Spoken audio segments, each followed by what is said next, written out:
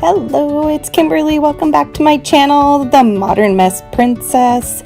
Welcome to today's process video. It is day 21 of Gratitude Documented, and we're talking about seasons today.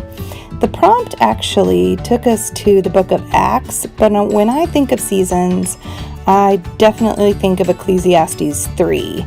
That there's a time for every season, and there's even a prompt for that. So I'm going with Ecclesiastes instead.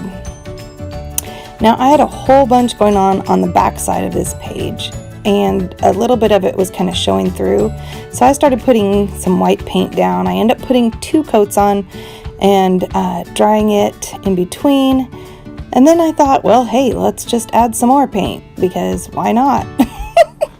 So I picked some orange. These are all the really nice, heavy-bodied, nice pigmented inks or paints from Illustrated Faith that I'm using, and I'm heat setting them in between each layer because 1, I don't want to wait for them to dry, but 2, it just kind of helps me keep things a little bit more clean and tidy, and hopefully I don't get paint absolutely everywhere.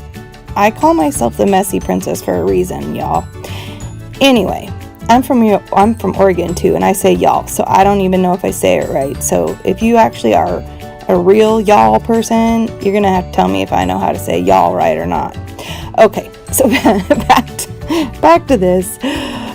So I'm actually heat setting this so that the paint bubbles up. I don't know if you've ever done that on accident, but I did that on accident once, and then every once in a while I do it now on purpose because I like the texture it brings, and the seasons remind me of textures, and we'll be talking a little bit more about that.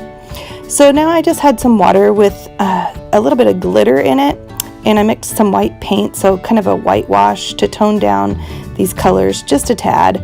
I probably needed a little bit more white paint than I had, but that's all right. We're just going to go with it and heat set that layer too. It kind of tones it down just a teeny bit.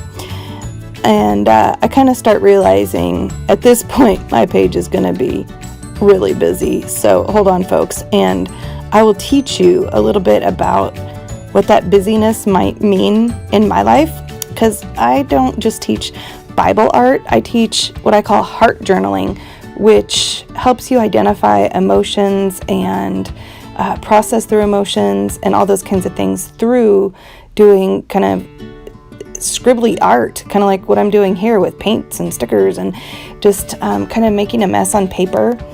And so I just teach people how to kind of interpret their own art to understand where they're at. And I find this page kind of fascinating by the time we get to the end. So I'll tell you a little bit about it if I were to look at it from an art perspective. But can we just take a minute and look at this acorn dish? I found these today.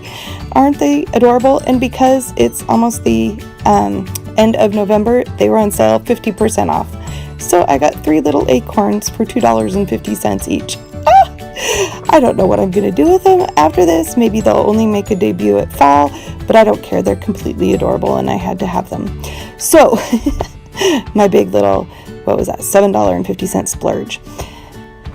So now I'm taking the prompt. I had blown up the prompts that they gave us, kind of doubled them in size, and I'm taking that and trimming it down just a tad so that it fits well in here. And I figure might as well put this cute little prompt title that says the exact same thing that my Bible says, because it just adds color and more interest than kind of the Bible title. And just going to add that in there. And yeah, I got tape runner on my Bible other page. That's why you work on a craft mat, Kimberly, or you just are messy and you wipe it off your page. So it kind of wipes off like rubber cement.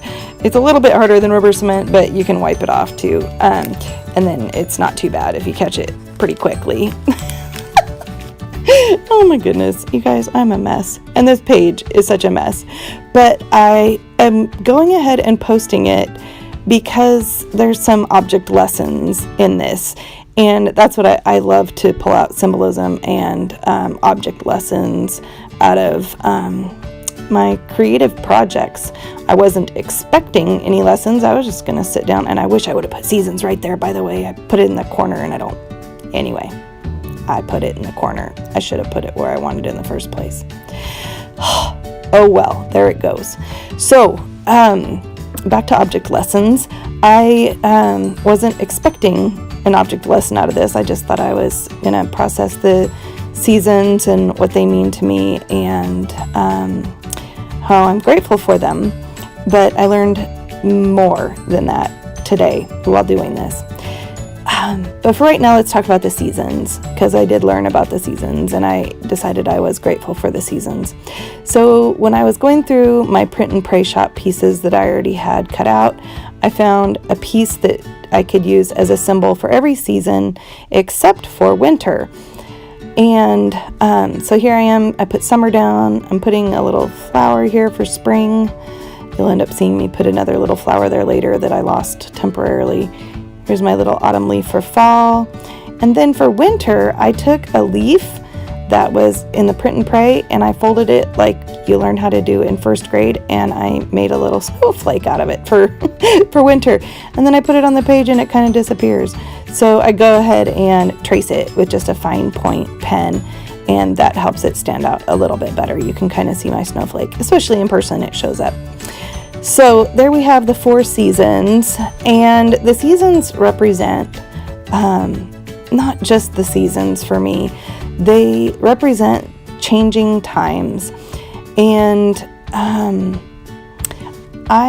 one thing I've learned in my chronic illness journey, I have what's called mitochondrial disease, and it's a genetic disorder that kind of slammed me pretty hard about 11 years ago, and I have it more under control now, and I'm able to do much more life, and I'm grateful for that. One thing I've learned when it comes to chronic illness, and I'm sure everybody has things in their life that teach them about seasons, but in chronic illness, seasons come and go. And in the beginning of my chronic illness journey, I would get really panicky that if I was stuck in bed, that I was going to be stuck in bed forever. Or that if I was super exhausted, I was going to be super exhausted forever. Or if I was in the middle of a mito crash, that it would never go away. What if this one is the one that never goes away? Well, what I've learned is there are seasons in chronic illness, just like in life. And just like the bad days come, the good days come back too. And so the seasons are really just important for me. I live, like I said, in Oregon, and we in Western Oregon, and we have all 4 seasons very distinctly, and I do treasure that. I every once in a while have this dream of living somewhere warmer, or down the coast, in kind of mid California, Southern California-ish, where it's a little bit warmer because the cold weather is hard on me. But I don't know if I could live without the seasons. You guys should write in the comments if you what's it like to not live with seasons. Do you just get used to it, or is that the way it's always been for you? I'd love to hear what you think, because I don't know. I honestly don't know if I could live without 4 distinct seasons, because I've lived in Oregon since I was 2, and now I'm 2 plus a lot, plus 40, and then a couple more years. So you can do the math. And so I love the seasons. I love change. That is one thing about me, is that I love change. And so I think that's why I enjoy the seasons. By the time this fall season comes and goes, I'll be ready for winter. By the time winter is done, I will be really ready for spring. I know that winter is way too long around here and way too wet. But spring is so gorgeous here, and fall is so gorgeous here. The trees just are absolutely magical in the spring and fall. And then the summer is always fun, because I just love summer. And so yeah, the seasons mean a lot to me, but they also represent changes in life, right? So that is that's an important part of our journey. And sometimes the seasons are hard to be grateful for, right? Because some seasons are really tough. Some seasons we go through immense amounts of grief and change we didn't want. Sometimes the seasons are amazing, and we have things that come into our life that we didn't expect, kind of like the new flowers of spring shooting up out of the ground. Sometimes things go that are good to go, just like in the fall, and the leaves fall off the trees. They need to do that so that the tree can live and produce new life the next spring. And sometimes we need that in our lives too. Sometimes it's time for a change or time for something different. So the seasons are super important. And I just wanted to really document that. And Ecclesiastes sure talks about that. They don't literally, talk about the 4 seasons, but Ecclesiastes talks about that there's really a time for everything. And that actually brings me a lot of comfort, especially when I'm going through times that are harder than others. It's like, okay, this is a season. God's with me in it. It's okay. And we will get through this season too, and a better season will come. So if you've been following me, you know that I have to put acorns on every entry because that's just what I'm doing, whether it's the washi tape or the little acorn stamp or both.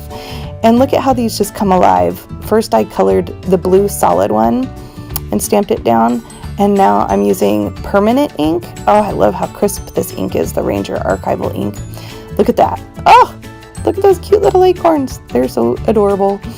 And I guess if we're just adding more and more and more to the page, we're just going to keep adding more and more and more to this crazy page.